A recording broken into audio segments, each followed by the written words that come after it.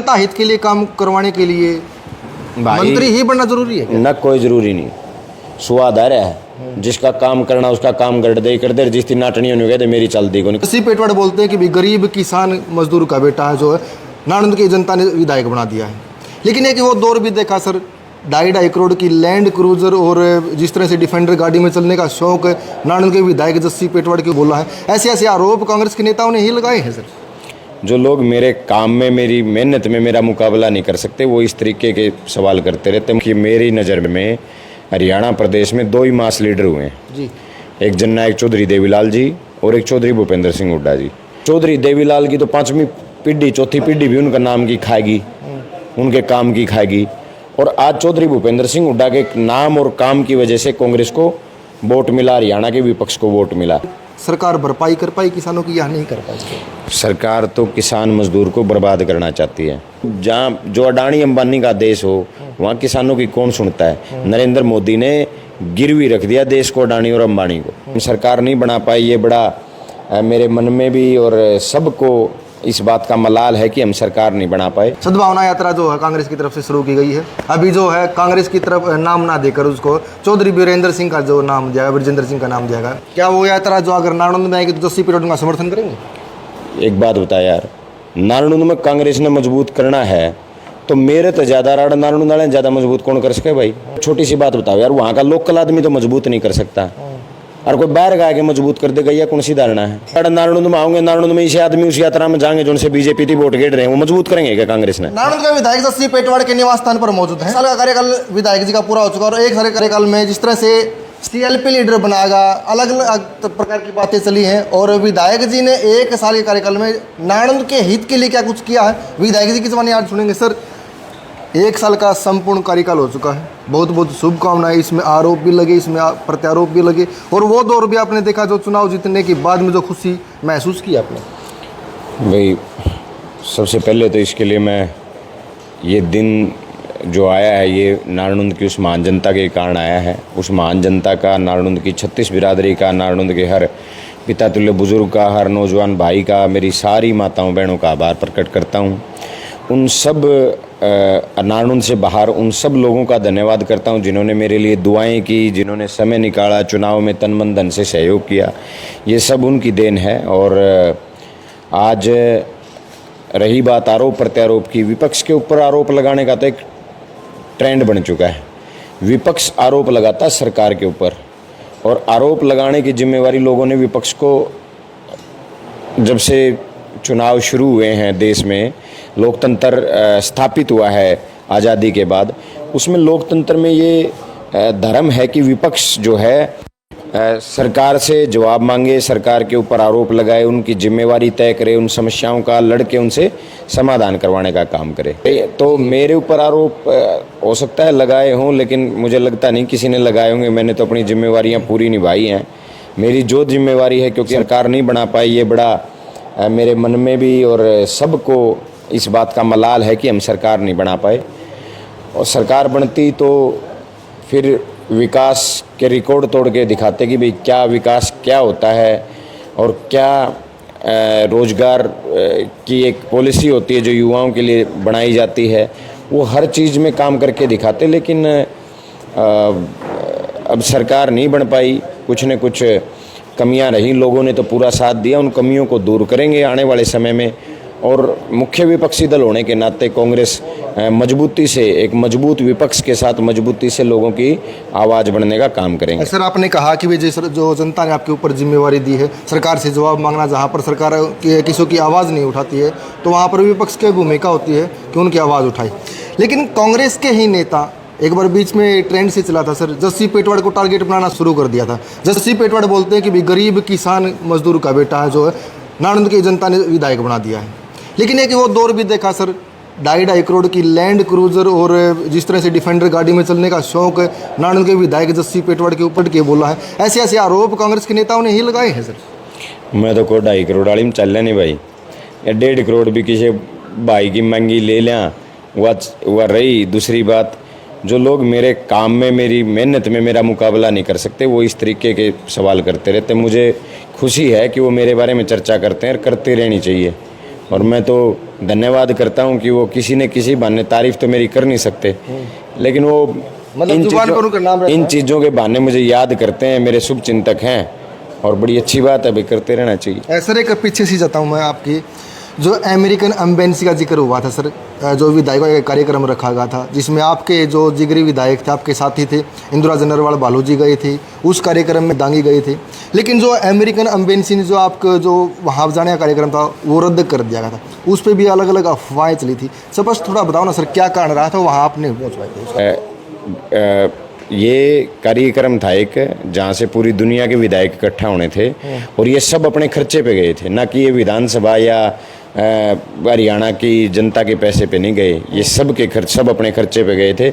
मुझे भी जाना था, मैं नहीं जा पाया, कोई काम मुझे यहाँ ज़रूरी था। मैंने 2 कार्यक्रम मैंने पहले से तय किए हुए थे, उन कार्यक्रमों की वजह से मैं नहीं जा पाया।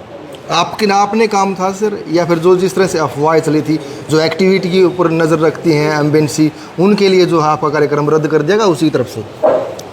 ये तो मैं बता तो दिया, मेरे शुभ चिंतक काफ़ी हैं, और वो शुभ चिंतक पता नहीं कहाँ से क्या निकाल के लेके आते हैं, जिन बातों का कोई सिर पैर नहीं होता वो बात करते हैं।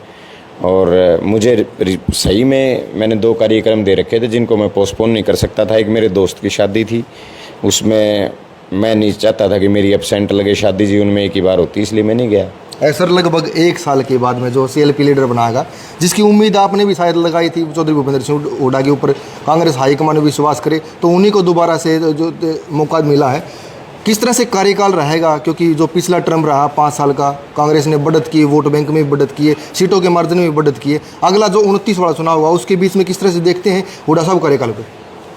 हुड्डा साहब का जो कार्यकाल की मैं बात करूं तो देखिए, मेरी नज़र में हरियाणा प्रदेश में 2 ही मास लीडर हुए हैं जी, एक जननायक चौधरी देवीलाल जी और एक चौधरी भूपेंद्र सिंह हुड्डा जी। इन दोनों के नाम के ऊपर लोगों ने वोट डालने का काम किया, इन दोनों के काम के ऊपर लोगों ने वोट डालने का काम किया। मास लीडर तब होता है आदमी जब उनके नाम और काम पे दोनों पे वोट डलने शुरू हो जाएं। तो चौधरी देवीलाल की तो 5वीं पीढ़ी, 4थी पीढ़ी भी उनका नाम की खाएगी, उनके काम की खाएगी, और आज चौधरी भूपेंद्र सिंह हुड्डा के नाम और काम की वजह से कांग्रेस को वोट मिला, हरियाणा के विपक्ष को वोट मिला। और रही बात कार्यकाल की, तो हुड्डा साहब का जो व्यक्तित्व है, हुड्डा साहब का जो एक नाम और जो काम जो 10 साल में उन्होंने किए, उनके जो कामों की छाप है, उसके बदौलत कांग्रेस मजबूती से भारतीय जनता पार्टी के खिलाफ आवाज़ बुलंद करेगी विपक्ष की, और हरियाणा प्रदेश की जनता की आवाज़ को हम सदन में चौधरी भूपेंद्र सिंह हुड्डा जी के नेतृत्व में बड़ी मजबूती से उठाने का काम करेंगे। सड़क पे क्योंकि राव नरेंद्र सिंह जी को प्रधान बनाया है, सड़क पे राव नरेंद्र जी के नेतृत्व में लड़ाई लड़ेंगे, और सदन में चौधरी भूपेंद्र सिंह हुड्डा जी के नेतृत्व में लड़ाई लड़ेंगे, और मजबूती से हरियाणा की जनता की लड़ाई कांग्रेस विपक्ष मजबूती से लड़ने का काम करेगा। अगर मेहनत के बलबूते पर कोई किसी विधायक का नाम होता है तो जस्सी पेटवाड़ का नाम आता है। 1 साल का कार्यकाल आपका संपूर्ण हो चुका है, कितने विकास हित में आपने कार्य करवाए, और जिस तरह से अब किसानों के ऊपर मार चली है सर, लगातार बारिश हुई है, ओलावृष्टि हुई है, किसानों की जो दुर्दशा बहुत दयनीय हो चुकी है। आपने सत्र में भी ये पिछले सत्र में ये आवाज़ उठाई थी, अब जो अगला सत्र आने वाला है, अभी तक बहुत सारी जगह पर गिरदावरी के आदेश जारी नहीं हुए हैं। किसान सरकार भरपाई कर पाई किसानों की या नहीं कर पाई? सरकार तो किसान मजदूर को बर्बाद करना चाहती है।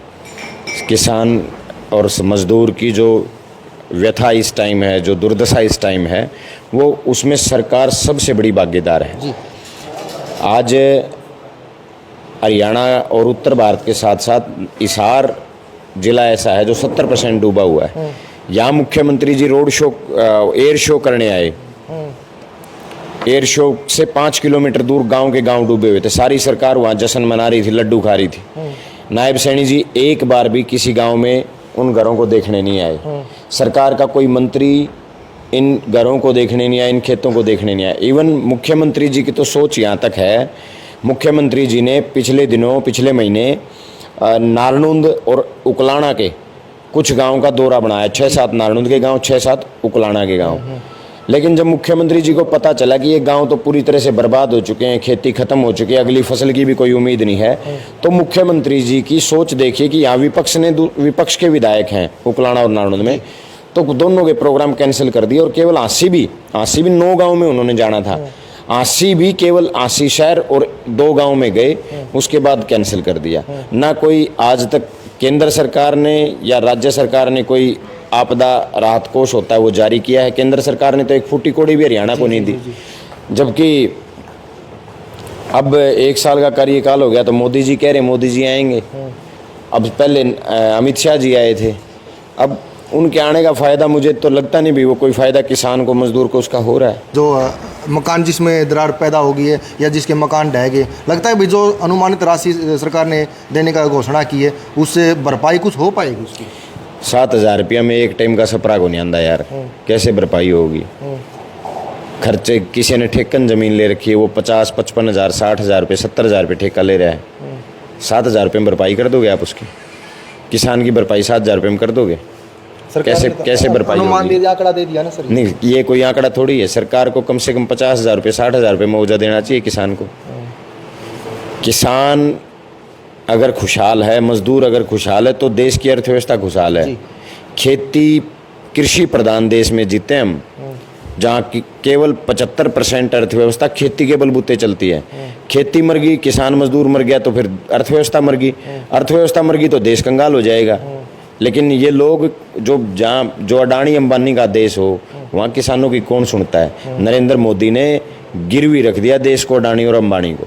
सर, आप बाढ़ग्रस्त एरिया का मुआयना करने के लिए गए थे सांगवान में, तो आपने कहा कि जिस तरह से सांगवान में दुर्दशा हो रही है, मकान खाली कर करके पलायन कर रहे हैं लोग, अगर सरकार में होते या हमारे पास में ऐसे आपने कहा कि कोई पावर होती तो अगर पेटवाड़ से चलता तो सांगवान तक पहुंचते पहुंचते पानी को ख़त्म कर देते, चाहिए हमें किसी भी हालत में वो उतरना पड़े। लेकिन जिस तरह से लोगों ने पलायन किया है, भाई सरकार की कुछ कमियां उसमें रही हैं? सारी ये कमी सरकार की है। मंत्री के पास तो बहुत पावर होती है। देखो, आज मैं सुबह सुबह सुन रहा था कि भाई दादा गौतम अब भी कह रहे हैं भाई मेरे तो बस का कि मैं नहीं। इब दादा गौतम ने 5 साल पहले खराब कर दिए, ईब 5 साल अगले खराब कर दिए। पहला नारायण के खराब करे, ईब शपीदों ने खराब कर दी। यह बात कह के अगर मेरे पे 5 साल मेरे बस में कि मैं को नहीं।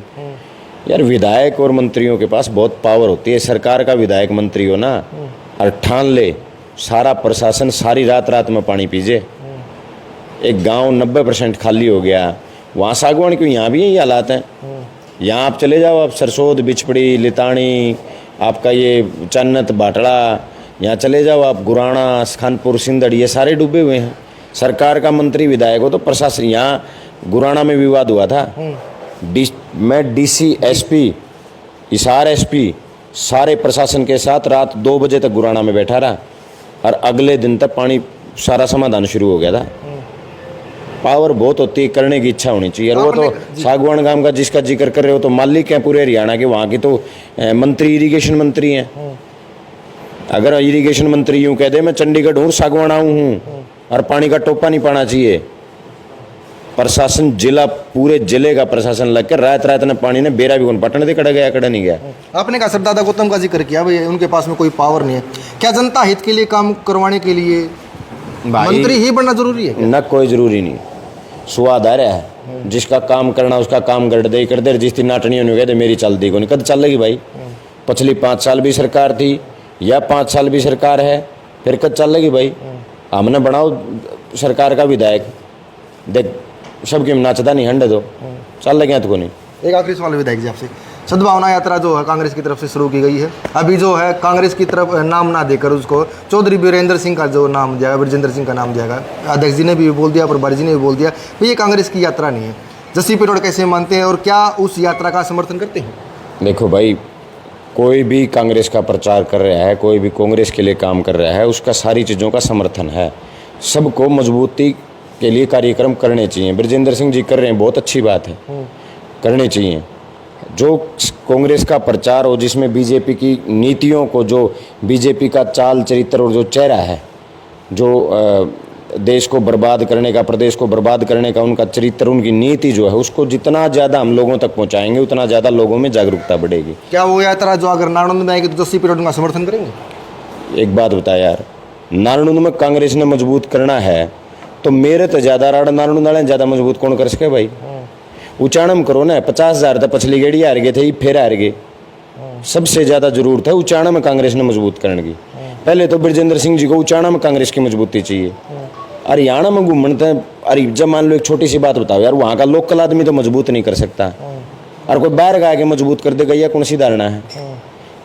चौधरी वीरेंद्र सिंह का एक प्रभाव रहा है। चौधरी वीरेंद्र सिंह बहुत सम्मानित है मेरे लिए। ब्रिजेंद्र भाई अच्छा काम कर रहे हैं, लेकिन मैं तो सलाह दूंगा भाई को, अच्छी बात, आप कार्यक्रम करो, कहीं जाके करो, आपकी मर्जी है भाई। कोई चाहे रोहतक करो, कोई चाहे सिरसा करो, कोई नारायण करो, कोई उचाना करो, जड़ा मर्जी करो, कोई बड़ी बात नहीं, अच्छी बात है, करने भी चाहिए।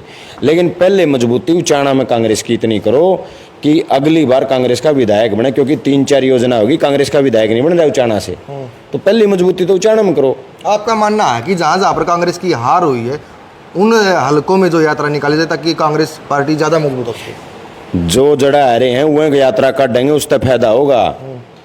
इस तरह थोड़ा है, ये बड़ा नारायण में आओगे, नारायण में इसे आदमी उस यात्रा में जाएंगे जो उनसे बीजेपी थी वोट गेट रहे हैं, वो मजबूत करेंगे क्या कांग्रेस ने?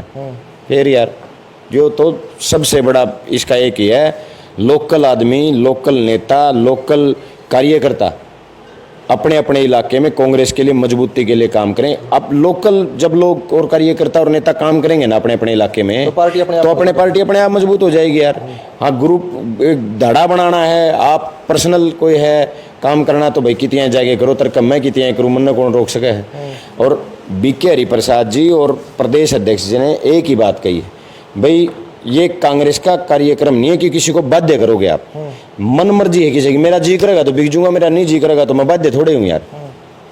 जिसका मन करे उस यात्रा में जाओ, जिसका मन करे दूसरे हल्का में जाओ, जिसका मन करे कांग्रेस का कार्यक्रम करो, लेकिन कोई बाध्य नहीं कर सकते आप। कोई आप ना तो प्रदेश के अध्यक्ष हैं, ना आप CLP के लीडर हैं कि आप किसी को बाध्य करोगे कि आना ही आना पड़ेगा, ये नहीं है। अभी पीछे इनेलो की रैली हुई सर रोहतक में, बड़ा विवाद हुआ कि हुड्डा साहब के घर में जो है जाकर रैली कर रहे हैं, गढ़ में रैली कर रहे हैं। और आपकी स्टेटमेंट भी मैंने देखी थी कि एक बीजेपी के नेता ने कहा था कि हम रोहतक में रैली कर रहे हैं। रैली तो और इनेलो की थी, लेकिन आपने किस नेता के संपर्क में आएगी जो रैली बीजेपी की बताई गई? यार रोहतक भी हरियाणा का हिस्सा है, रैली कोई कहीं कर सके है। रोहतक करो, सिरसा करो, करनाल करो, कुरुक्षेत्र करो। रही बात रैली की, 2,500 आदमी कितने इकट्ठे कर लो, चाहे गेड़ी कर लो, करें भी क्या फर्क पड़ा? कुछ फर्क नहीं पड़ता उसमें, क्या फर्क पड़ेगा? आपने कहा कि रैली हरियाणा सब का है, रैली कहीं पर भी करे, लेकिन चौधरी भूपेंद्र सिंह हुड्डा, दीपेंद्र सिंह हुड्डा एक बात बोलते बार बार में कि जो रोहतक में रैली कर रहे हैं, आके सिरसा में करते और कहीं करते, आप बोल रहे हैं आपने उन्हीं के ऊपर जो पलटवार किया है, हरियाणा सब का है। यार मैं ये कह रहा हूँ कि भाई देख, अमित शाह आने लग रहे, अमित शाह आए 2 दिन पहले, कड़ा आए रोहतक में। इब नरेंद्र मोदी जी आए हुए हैं सोनीपत।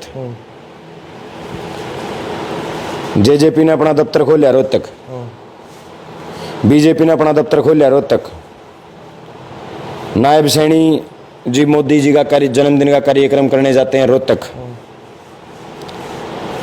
भाई INLD के नेता घर ढूंढ रहे हैं, ढूंढ भी लिया रोहतक। सबके निशाने पे रोहतक, और रोहतक के नाम पर चौधरी भूपेंद्र सिंह हुड्डा जी हैं। हम ये कह रहे हैं, हम INLD और JJP वालों को सिर्फ एक सलाह दे रहे हैं, उनको जगा रहे हैं, नींद में हैं, सपने में हैं। उन न्यू महसूस हो रहा है गाड़ा तो हुड्डा साहब की सरकार है। हम उन चेताना चाहवा, जगाना चाहवा कि भाई जागो, 11 साल हो गए हरियाणा में, देश में बीजेपी की सरकार है। वो तड़के उठे इंसान न सो इतना हुड्डा न्यू, कांग्रेस न्यू रख, सरकार बीजेपी की है। कांग्रेस ने गाड़ दें, हुड्डा साहब ने गाड़ दें, काम कौन चल है? जब भला चाहो हो थोड़ा बहुत तो बीजेपी के ऊपर आरोप लगाओ, बीजेपी को जिम्मेदार ठहराओ। ये जिम्मेदार ठहराते हैं चौधरी भूपेंद्र सिंह हुड्डा जी को। इनेलो और JJP का एक ही काम बच गया, कांग्रेस ने यानी हुड्डा साहब ने नुकसान पहुंचाओ और बीजेपी को इनडायरेक्टली पीछे से फायदा पहुंचाओ।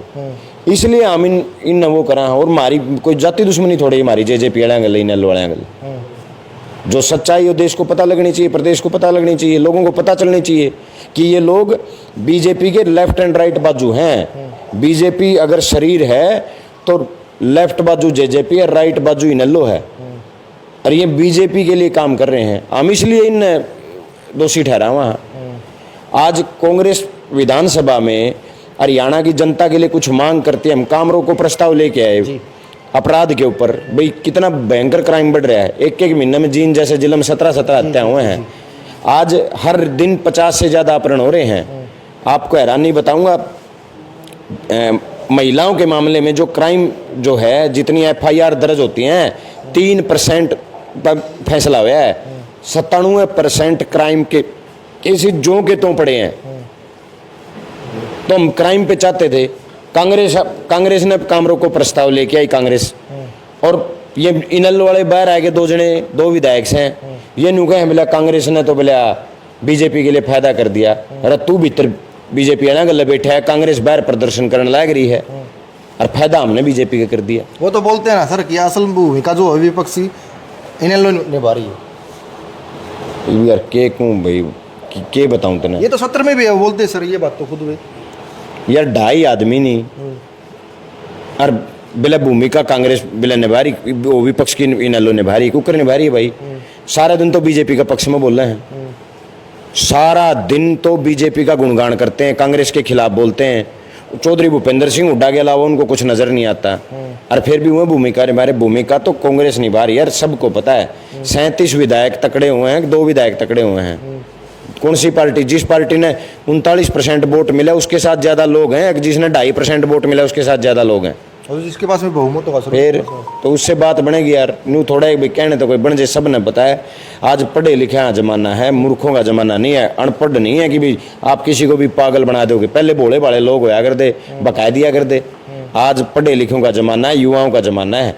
आप अगर बाहर से बीजेपी, अंदर से बीजेपी को सपोर्ट करोगे, ये देख लियो, इब राज्यसभा का चुनाव, उपराष्ट्रपति का, राष्ट्रपति के चुनाव आएंगे, ये देख लियो क्या होगा, वोट खड़े जाएंगे। इनेलो के 2 विधायक हैं, दोनों के दोनों बीजेपी को वोट डालेंगे। भविष्य बता रहे हो सर। मेरा ये सब ने पहली गेड़ी कौन दी है। सच्ची बात तो यह है, यहाँ आई गेड़ी बीजेपी ने वोट दे हैं, और फिर न्यू कहें बोले आप हम बीजेपी ने हटावांगे। अरे भीतर तो हमें वोट सारे बीजेपी ने गेड़ो हो, और बाहर आगे न्यू कहते बीजेपी ने हटावांगे। मूर्ख थोड़े हमें मूर्ख बना दोगे किसी ने भी। सर आगे सत्र आने वाला है, किन किन कामों पर आपका विधानसभा में फोकस रहेगा, और किस तरह की आवाज़ जो है विधानसभा में बुलंद देखी जाएगी? भाई मजबूती से लड़ेंगे। मुझे नारनौंद के लोगों ने उनके अधिकारों की रक्षा करने के लिए चुना हुआ है, और कोई मंच ऐसा नहीं है जो नारनौंद के अधिकारों को दबा दे या नारनौंद की आवाज़ को दबा दे। मजबूती से नारनौंद की आवाज़ बुलंद करने का काम करेंगे, और कांग्रेस मुख्य विपक्षी दल होने के नाते पूरे हरियाणा प्रदेश की जनता की आवाज़ को विधानसभा में बुलंद करेगी, गुंजाने का काम करेगी, और बीजेपी से हर मोर्चे पे हम जवाब मांगने का काम करेंगे। बहुत बहुत धन्यवाद सर।